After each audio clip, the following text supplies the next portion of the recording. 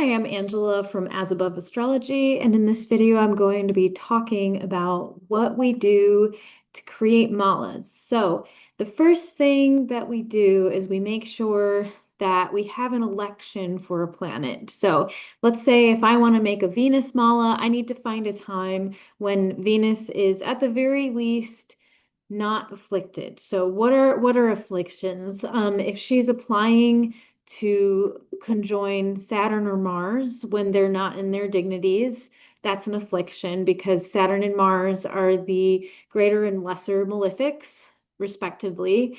And if she's applying to square or oppose any other planet, that is also an affliction. If she's combust the sun, that's an affliction. So what is combust? It means to be within 8.5 degrees of the sun. So this is different than the Cazimi aspect that we talked about in the Mercury video because she is not in the heart of the sun where she has the king's full attention. She's actually being burned up by the sun's rays. So Venus could be in Pisces, which you'll see this happen in the heavens this winter, but Venus could be in Pisces where she's exalted, but nobody can see her because she's right next to the sun. So the sun is the king. He is the most visible of all the planets. He um, is the source of our light. He's the source of our life. He's the center of the universe, um, which makes him the king. And he's like the primary ruler of our solar system. So if you have a planet that's right next to the king in all of his glory, right? That planet's dignity kind of fades because there's no planet that compares to the sun. So we don't want a planet that's combust because that steals them of their dignity. It robs them of their dignity. Um, and then we don't want a planet that's retrograde. So when a planet is, you know, in comparison to the Earth's movement, right? We know planets don't actually move backwards, but from the vantage point of Earth, it looks like they're moving backwards through the heavens. So we don't want a planet that's moving backwards either, because that's basically represents digression. You're moving backwards quite literally in the magic that you're creating. So when we're talking about creating something like a talisman or a mala for a planet, we want to make sure that that planet is at the very least not afflicted, but if we can give them essential dignity on top of that, that makes them even stronger so that that connection becomes more powerful.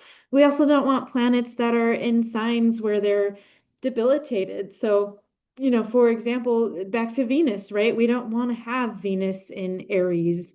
We don't want to have Venus in Scorpio because those are the signs of her detriment. We don't want to have Venus in Virgo because that's the sign of her fall. So those are the opposite of the signs that she rules and where she's exalted. She rules Taurus and Libra, and she's exalted in Pisces.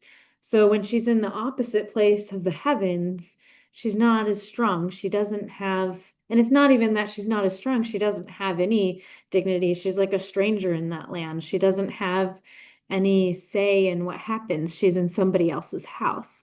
So, after we have those considerations, we figure out the elected time. You also want it to be the planetary hour or the planetary day. So if I have a great election on a Monday during Jupiter hour, I need to wait until Venus hour to do that election.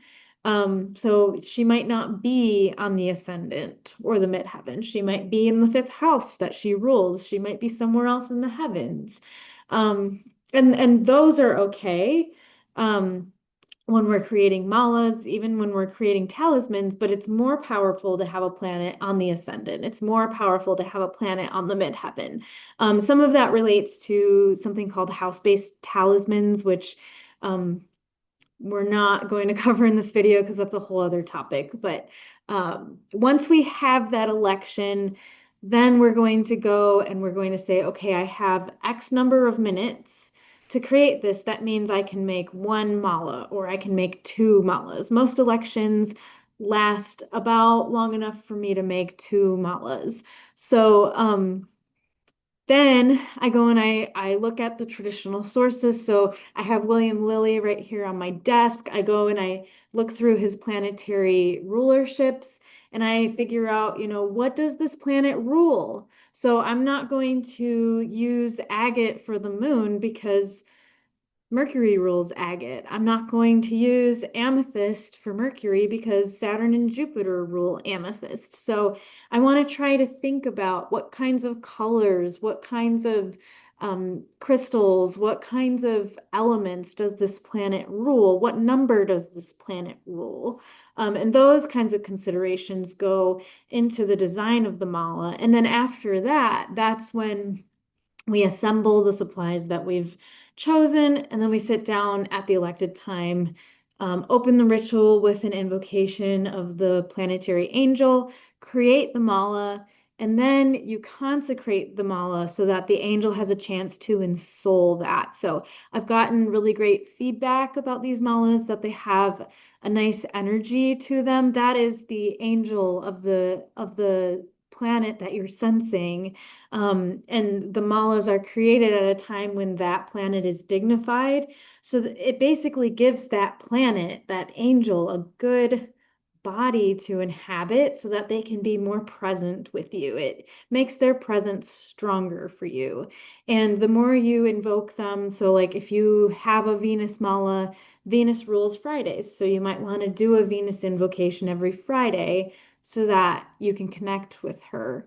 I can do another video about like a typical invocation that I do, just to give everyone an idea of my practice. But that's the process for creating malas. I hope you enjoyed, and I'll see you in the next video.